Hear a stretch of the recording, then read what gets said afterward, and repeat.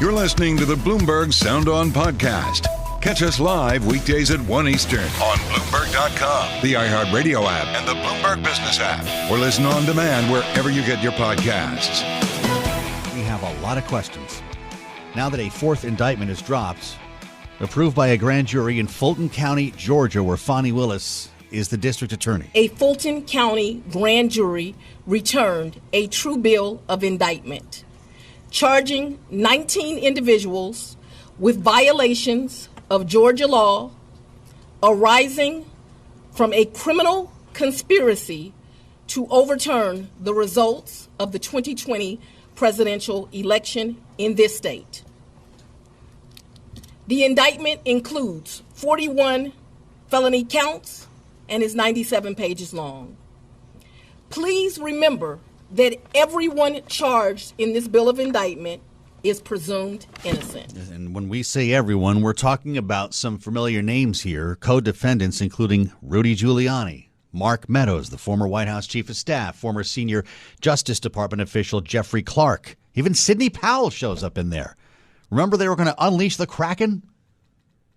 It may be Fani Willis's turn, with a case that's centered around the RICO charge we talked about, a racketeering case. Every individual charged in the indictment is charged with one count of violating Georgia's Racketeer, Influenced, and Corrupt Organizations Act through participation in a criminal enterprise in Fulton County, Georgia, and elsewhere to accomplish the illegal goal of allowing Donald J. Trump to seize the presidential term of office beginning on January 20th, 21. All right, so that's from last night. This was late, by the way. It was like, we're getting up around midnight here with reporters in the courtroom for hours waiting for something to happen. I guess it's a good thing they hung out.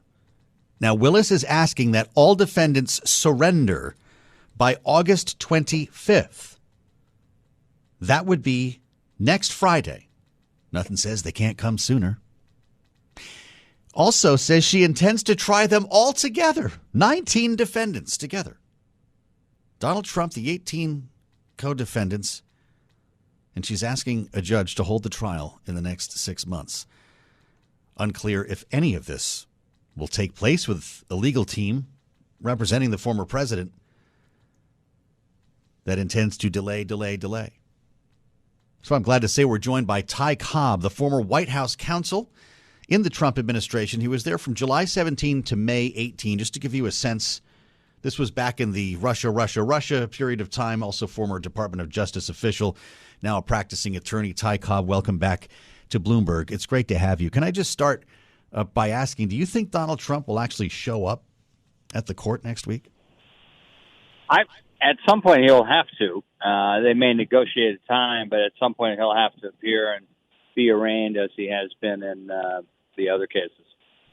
So let's talk about the indictment here. Much more broad, more sweeping, much larger scale than what we saw come from the special counsel here in Washington, even though they're technically really about the same thing, attempts to overturn the results of the 2020 election. How strong is this case? It's hard to tell. It's not immediately clear from the indictment how strong the case is, although the indictment is extensively detailed, looks professionally done. Certainly the counts that track the counts in the federal case are presented in very similar fashion, with great detail, and the law set out matter-of-factly. Some of the Georgia claims, not quite as crystal clear what the evidence is, but yes, no, I think this reflects a great deal of work and a lot of effort by Ms. Willis and her staff. I'm sure you can argue this, two different ways. The special counsel chose a narrower path. That's right. That's why we're here. The special counsel chose a narrower path, maybe something that he saw as more of a sure thing. In this indictment, it includes 161 specific acts in furtherance of the conspiracy it carries charges, the racketeering charges with minimum sentences. Is Fani Willis biting off more than she can chew? I think that remains to be seen. She has tried large cases before, indicted other large cases that are still ongoing. She has a track record as a prosecutor of having handled some difficult and important cases. So, I think it remains to be seen. I do think there's some difficulty tying all these charges together. I think the one thing I can say for sure is this trial will not start in 6 months. There will be motions to sever. There will be motions. There may even be some removal motions on behalf of Trump and Meadows. There will be issues between the defendants. I think that there will be, a number of challenges to this case. Keep in mind that a prosecutorial misconduct complaint was recently withdrawn. I would expect to see that raised again. I think the three false electors who were ultimately indicted out of what I recall to be 12, but I could be off on that. I think they will have some selective prosecution claims that are likely to be heard as to why them and not the others.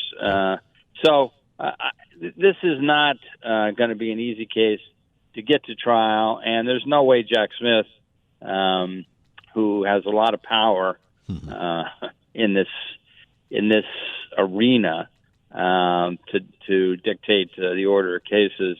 I don't think there's any way Jack Smith would permit Ms. Willis to go to trial before he does, given the overlap in witnesses and the damage her use of those witnesses could do to his case.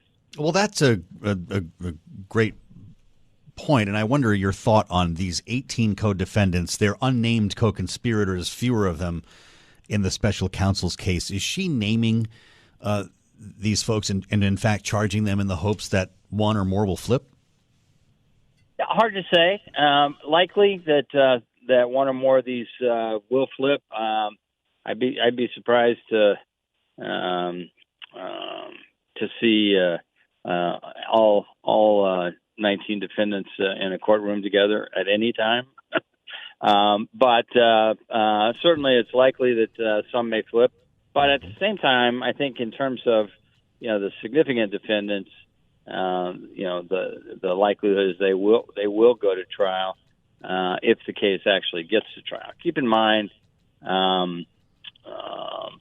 she's been working on this case for 2.5 years. Yeah. We finally got into an indictment.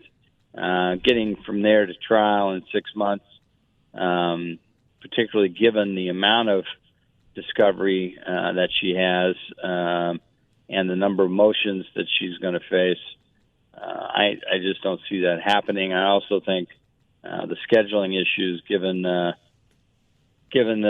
Jack Smith effort to get his trial in January, which is as yet unresolved, and the Mar-a-Lago trial currently set for March, I just don't believe they're going to fit in this trial. And this trial will take a long time, at least as charged, if they intend to prove everything that they have targeted.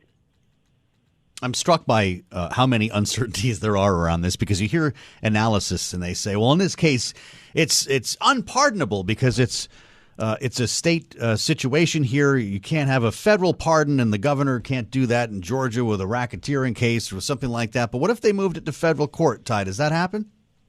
Well, so there may be an effort to move it to federal court, but I'm not sure that it fits neatly under the removal statute involved, 28 U.S.C. 1442A.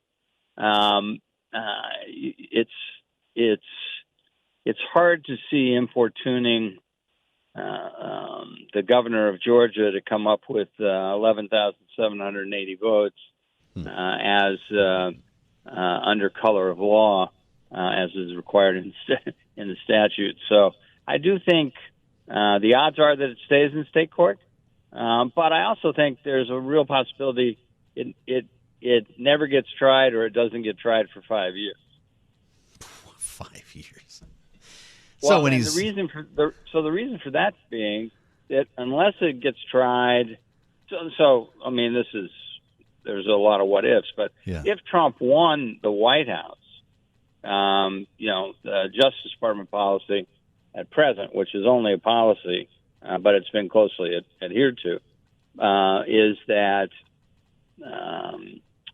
the president cannot be prosecuted by the states or anybody else during the term of his presidency. So Trump having the opportunity to serve 4 years could delay this trial for the length of the presidency, if indeed he won. Yeah. If he loses, all bets are off, and this case moves forward. That's really something. He's not a young man, Ty Cobb. You know that. Is it possible Donald Trump can delay this for the rest of his life? I don't think he would. I don't think he would look at it quite that way. Probably not. In the sense of, I hope I die before I have to go to trial in Georgia. Sure, yeah. But I do think this could be delayed substantially, and certainly I think this case in particular of the cases that matter, which are the two federal cases, and this one, the New York case, is more of a political stunt and unlikely to hold up. But of the cases that matter, I think this is the least likely to get to trial before the election. Mm-hmm. Do you believe Donald Trump knew he lost? Do I personally believe that? Yes, I personally believe that. But more importantly, it's the evidence that will dictate that. And there is going to be direct evidence that he knew he lost. People will testify that he said things like, "Can you believe I lost to Joe Biden?" or we'll leave that for the next guy, that kind of thing. I think there'll be substantially more direct evidence, perhaps from Meadows and others on that issue. But under federal law in most states, the willful blindness standard is an adequate substitute for actual knowledge. And if the Attorney General and half the cabinet and 14 general counsels from a variety of agencies and your White House counsel are telling you that you lost, it's very difficult for an average juror to say, how could he not have known? You were, of course, White House counsel during the whole Russia probe. You've been around Donald Trump. When it comes to allegations of electoral misconduct for some time, or you were then, with everything that we've learned here, Ty Cobb, with everything we know now, is there a part of you that regrets representing Donald Trump? No. So my job, I was not his personal lawyer. My job was to represent the White House as an institution in connection with the Russia investigation and manage the White House response to Mueller, Bob Mueller, a longtime friend of mine. In my situation, we chose to be cooperative in order to maintain executive privilege and avoid many of the pitfalls of going to court, forfeiting privilege, making things public that otherwise wouldn't need to be public. And that was, of course, we chose because it was very clear that the Russia effort was unlike the matters recently charged, was a pure hoax. Mm-hmm. Well, I'll tell you what. I appreciate your coming to talk to us here, Ty Cobb. You've been a good voice to help us understand the charges here on what is now a fourth. We talked after the third, and we'd love to stay in touch with former White House counsel during the Trump administration, Ty Cobb. Coming up, we assemble the panel and let them sink their teeth into this Georgia peach. Rick Davis and Jeanne Zaino coming up next on Indictment number 4, what it means for the primary and the general. I'm Joe Mathieu in Washington. This is Bloomberg. You're listening to the Bloomberg Sound On podcast. Catch the program live weekdays at 1 Eastern on Bloomberg Radio, the TuneIn app, Bloomberg.com, and the Bloomberg Business app. You can also listen live on Amazon Alexa from our flagship New York station. Just say, Alexa, play Bloomberg 1130. What a night it was for Robert McBurney, the Fulton County judge who found himself on duty until the wee hours on what would, of course, be the day that the Trump indictment dropped there in Georgia, with scores of reporters lining the halls, in the courthouse, in the courtroom, cameras everywhere. It finally happened. And here everybody's watching along. A pretty remarkable moment as he went through he took his time. The sheriff delivers, he's got the 90-something pages in front of him, flipping through the whole thing. And it was his job to certify the indictment so it could then be moved forward. As he finished his work. All right. Thank you, Sheriff. Good luck the rest of the evening. Appreciate it. You bet. Right. Anybody else? Everybody's staring at him. Was it all you hoped it would be? I did get a good look. So, you all need to leave? I mean that politely and nicely. You've had a long day, but these folks can't go until you all go? The old Blues Brothers, you don't have to go home, but you can't stay here. Let's assemble the panel. Rick Davis and Jeanne Zaino join us, Bloomberg Politics contributors, with a lot to talk about here following our conversation with Ty Cobb. Rick, your thoughts on this fourth indictment, number 4. It's just remarkable when you actually say it out loud here, and Ty Cobb's point that it may well be the last one to be tried. Yeah, this is really a stunner indictment, sprawling number of defendants, incredible number of acts of conspiracy, and what you had Ty Cobb talking about, the complex nature of this, really put it in fantastic terms to understand the immensity of this RICO charge. And he makes a very compelling case that if this doesn't get done between now and Election Day, and you wonder how it can with all these defendants getting tried at the same time, then you're right. You're then putting this aside based on what the Justice Department tends to do with presidential lawsuits and things like this for another 4 years. And it just blows my mind to think that we could be waking up 5-6 years from now and this trial starts up again in earnest. I mean, it's beyond my comprehension. Knowing no one has my God, Jeanne, you wrote the column about indictment fatigue. Did you ever imagine we'd be doing this 5 years from now, potentially?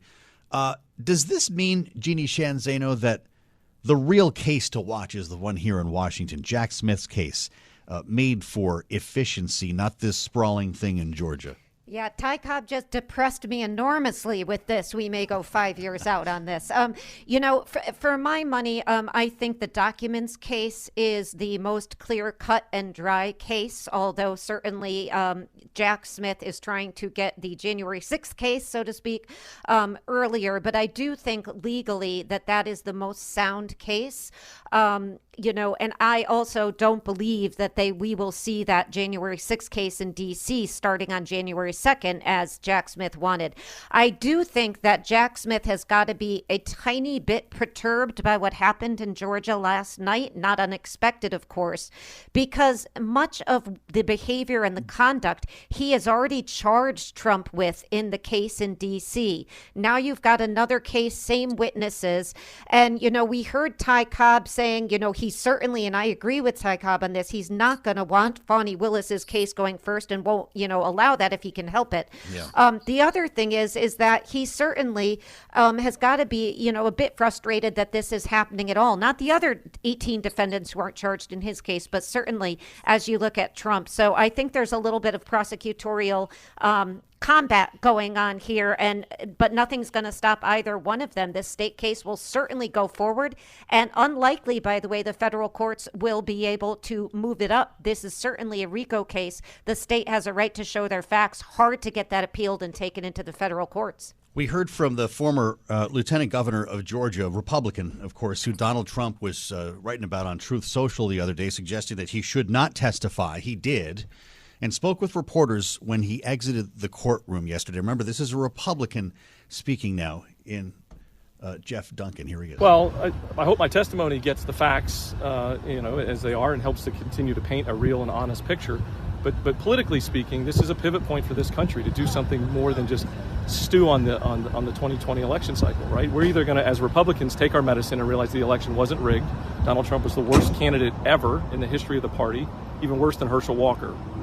And now we're going to have to pivot from there, right? We want to win an election in 2024. It's going to have to be somebody other than Donald Trump. The worst candidate in the history of our country. That's quite a statement, Rick. I just wonder your thoughts on Donald Trump standing among Republicans in Georgia. It's awfully complicated when you have people voting for Brian Kemp and then I guess somehow Donald Trump. Would it be different next time? No, I think that's a really important dynamic you point out, Joe, because, you try to look at like how many of his favorables is he getting? How many of people, like the governor Kemp is getting off of his favorables? Where do they cross over?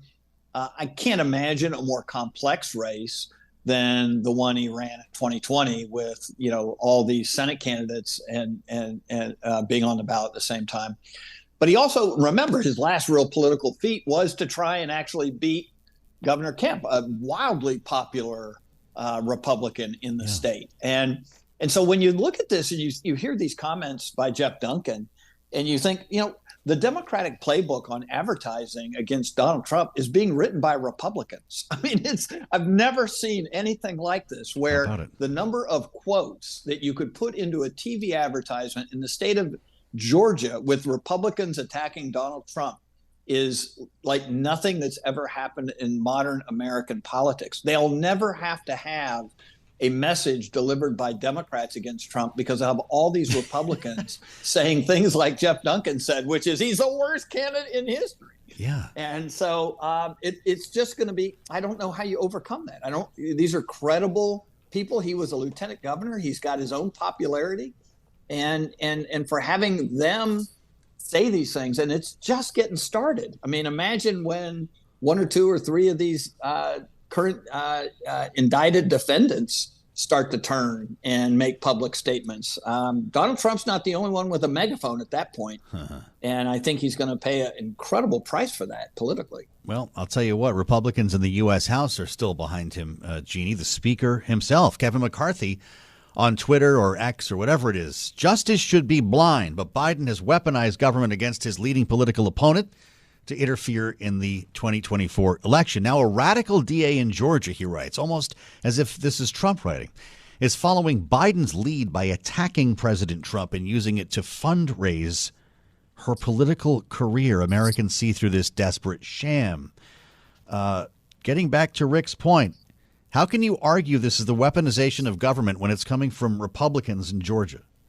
Well, far be it from me to advise Donald Trump's campaign, but what they will say is what they always say. Those are a bunch of rhinos. Jeff Duncan, the former lieutenant governor, is a rhino, as is Adam Kissinger, as is Liz Cheney. I mean, they will go down the list. To your point, we've heard a lot of people defending Donald Trump in just the few minutes. Ted Cruz, I think, was one of the first. Elise Stefanik, Kevin McCarthy. I mean, the list goes on and on.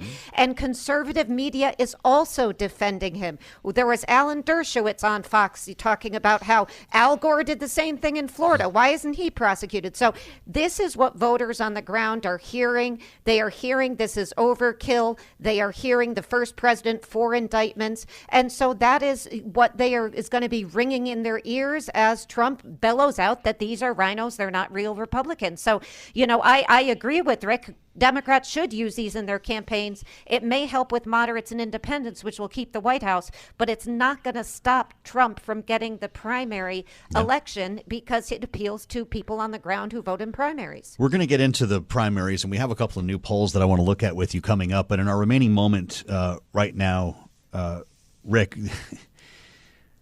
it's been crickets in the Senate, and you've made this point repeatedly. It's like a different Republican Party in these two chambers. Yeah, we've seen Mitch McConnell and the leadership there go through various phases of withdrawal when it comes to trying to say goodbye to Donald Trump. And none of it has particularly worked because he's still there and he's still powerful. And the reality is that Mitch McConnell has tried to wage a quiet war against Donald Trump. But my sense is that that's not working. There's no evidence that it's hurt Donald Trump's standing with Republican voters. And ultimately, that is the only judge in all of this is the will Republican voters turn out for Donald Trump? And if they do, how does that complicate everybody's views? And Republican senators, other than his most dire supporters like Ted Cruz, who without Donald Trump is the most exposed man in the United States Senate, he will have very little influence if Donald Trump is not around anymore. And that's why they're out there defending him today, because he is their lifeline to power.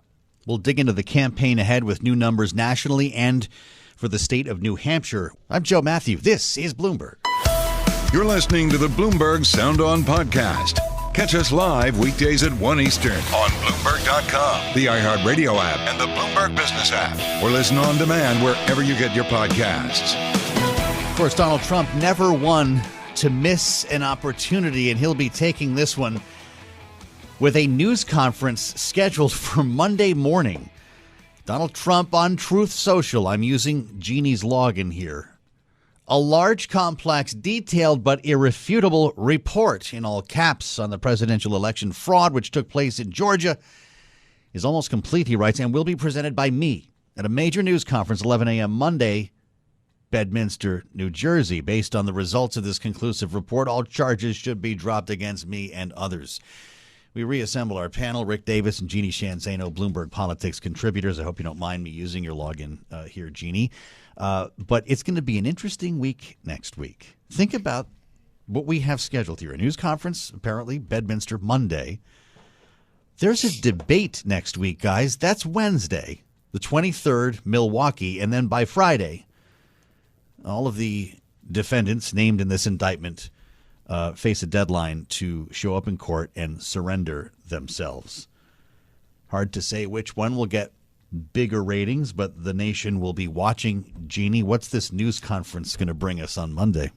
It's going to bring you logging into Truth Social a lot more, Joe. Yes, that's right. And, I'm just listening to you reiterate the schedule for next week, and I think it's 3 days later, the 28th, we have the next hearing on the January 6th case in D.C. That's right, too. It is just mind-numbing to think about the collision between the political calendar and now the legal calendar. And, of course, with him adding to it with a news conference on Monday at 11, it's utterly astonishing to think how any individual could, fight on both of these fronts. And I'm, not sure how the former president can, but he seems determined to keep this up.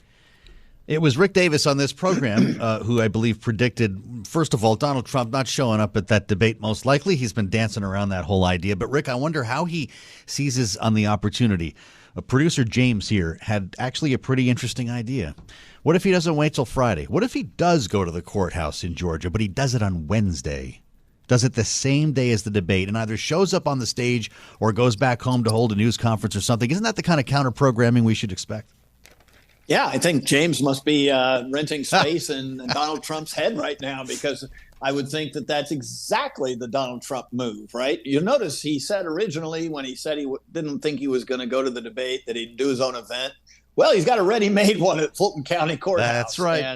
And every major news outlet will take it live, like they've done with all the previous indictments, and this one will be no exception. And that will leave 11 other Republican presidential candidates getting probably, a smidgen of news out of the debate in Milwaukee, Wisconsin, because, of course, nobody will really care what they're talking about, unless, of course, one of them breaks their silence and decides to go after Donald Trump. And then that'll probably get all kinds of coverage that plays into the scenario that Donald Trump has set up for all of them. It's either way, we're talking Trump. It's Trump. going to be all Trump next week, and it's not the way he would have wanted it, but it's certainly, from his perspective, if it's Trump all the time, then it's a good thing, even if it's bad news.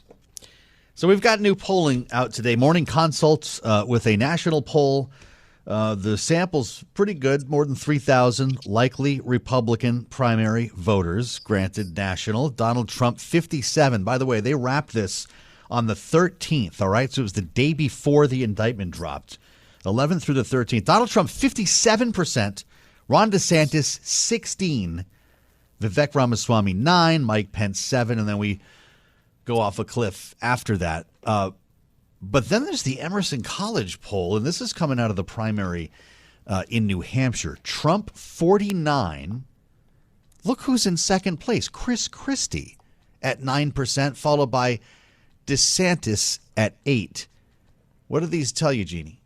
You know, I think two things in particular from the Emerson. Number one, DeSantis' support is dwindling in New Hampshire. He's not going in the right direction.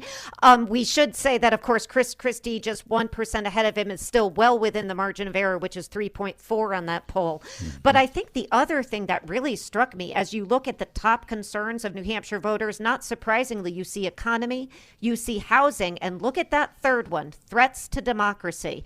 Just what we're talking about with a presidential candidate, former president, who's charged with 4 indictments, out on bail right now in 3 different jurisdictions, soon to be a 4th. This is where this is coming from. It's not common in election polling in the modern era. You see that. And I think that may account for some of what we are seeing with Christie's rising support. And of course, Chris Christie predicted a long time ago, by election day, primary day, he will be in first in New Hampshire. I'm not saying that's going to happen, but he certainly has moved up in this poll. So does this tell you more about Chris Christie rising to 9 or DeSantis falling to 8, Rick Davis? You know, it tells me the thing you know about primaries is that states matter and campaigns matter. And Chris Christie isn't really campaigning in Iowa when all the rest of his contenders are. Yep. And he's put New Hampshire first in his strategy. And it's starting to pay off. And he's doing it relatively below the radar. Of course, we see him constantly on cable TV, but he's in New Hampshire, you know, almost every day, meeting voters and building a coalition of people who could, you know, help him build an election win. So I think he's doing exactly what he needs to be doing to be relevant as a candidate. And we can dismiss him all we want when it comes to these national polls. But he's actually playing the calendar. And can he survive not being around Iowa with all the attention on Iowa? We'll see. I mean, Iowa is more relevant today than it usually is. Mm-hmm. And if there's an upset, meaning Donald Trump doesn't win Iowa, then it boosts Christie, who will have had somebody else do the dirty work in Iowa so that he could take advantage of it in New Hampshire. So it's a legit strategy, and I think this polling tells you that it's starting to pay off. Interesting. This Morning Consult poll that I mentioned, the national poll, is the ticket that several candidates are punching here to get on the stage for the second debate. Of course, Trump and DeSantis will be there. The RNC, though, as we discussed, tightening criteria here. You're going to need 3% now in a national poll, and that means Vivek Ramaswamy is in, Nikki Haley, Senator Tim Scott, and the aforementioned Chris Christie. We'll see who else ends up making the stage, because Asa Hutchinson, Burgum, Suarez, Hurd, someone else, all 0 to 1%. I'm Joe Mathieu in Washington with our great panel, Rick Davis and Jeanne Zaino. We're going to talk about Ron DeSantis. I thought he sat for a big-time interview last night, but no one's talking about it. I'm Joe Mathieu. This is Bloomberg. You're listening to the Bloomberg Sound On podcast. Catch the program live weekdays at 1 Eastern on Bloomberg Radio, the TuneIn app, Bloomberg.com, and the Bloomberg Business app. You can also listen live on Amazon Alexa from our flagship New York station. Just say, Alexa, play Bloomberg 1130. It's the big interview for Ron DeSantis. Remember, he's going to start doing more media, talking to more media operations, not just the conservative cable networks. And so he went on the other big financial network last night. It's a big thing. Interesting, he showed up at a program called Last Call. And some were wondering if maybe it was.